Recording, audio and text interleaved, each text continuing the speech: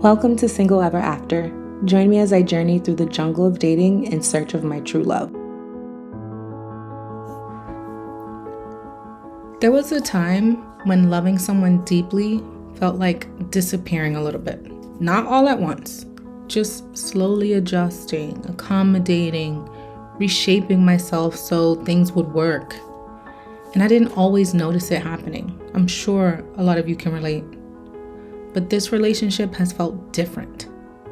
Not because I'm trying harder, but because I'm not trying to become someone else. And that's new for me. This episode is about loving someone without losing yourself, which sounds simple, but doesn't always feel simple in practice. Because when you care deeply, it's easy to prioritize harmony over honesty or closeness over individuality. I used to think love meant adjusting constantly. Now I'm learning that the right kind of love actually means you make more space for who you already are. And I started noticing that in small moments. There was a moment when I didn't have the energy to do something, and I said no. That sounds small, but it felt new for me. In past relationships, I would usually explain my no in detail, not because I was being dishonest, but because I wanted the other person to understand me completely.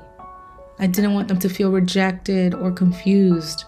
So a simple no would turn into a long explanation. But this time, I didn't do that. I just said I didn't have the energy and I wanted to stay home. And then I stopped talking. That was the new part. I didn't feel the silence. I didn't justify the decision. I didn't try to soften it with extra reassurance. And nothing bad happened. Shocker. He understood. The moment passed. The relationship stayed steady. And I remember noticing how different that felt.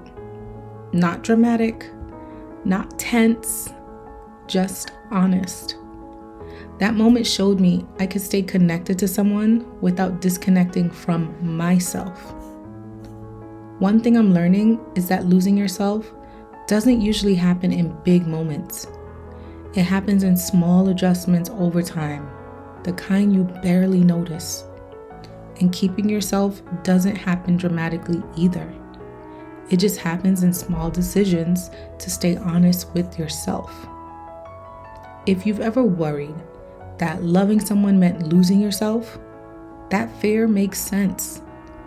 But love doesn't require disappearance. And sometimes you only realize that when you notice yourself still there. Another moment I noticed this shift was around something simple, keeping parts of my life that are just mine. When relationships start to feel serious, it can be easy to reorganize everything around the relationship. Not intentionally, it just happens. But I noticed I didn't do that this time. I kept my routines, my time, my friendships, my quiet habits, and it didn't feel like I was pulling away from the relationship. It felt like I was staying connected to myself inside of it. There was a moment when I realized I was laughing the same way I do with my close friends. Not performing, not adjusting, just being myself. And that felt important because it showed me I wasn't becoming a different version of myself to be loved. I was still me. When I think about those two moments, saying no without overexplaining and keeping parts of my life that are just mine, they both come back to the same thing. Staying myself inside the relationship. Not protecting myself from love, not holding back emotionally, just not disappearing. And I think that's what loving without losing yourself really looks like. Not dramatic independence, not distance, not detachment, just honesty about who you are, even while you're close to someone. If you've ever noticed yourself staying grounded in who you are while loving someone, you know how steady that can feel. And if you're still learning how to do that, you're not alone. The right relationship doesn't erase you. It makes room for you. Not a new version of you, the real one. And sometimes the clearest sign of growth is realizing you don't have to become someone else to be loved.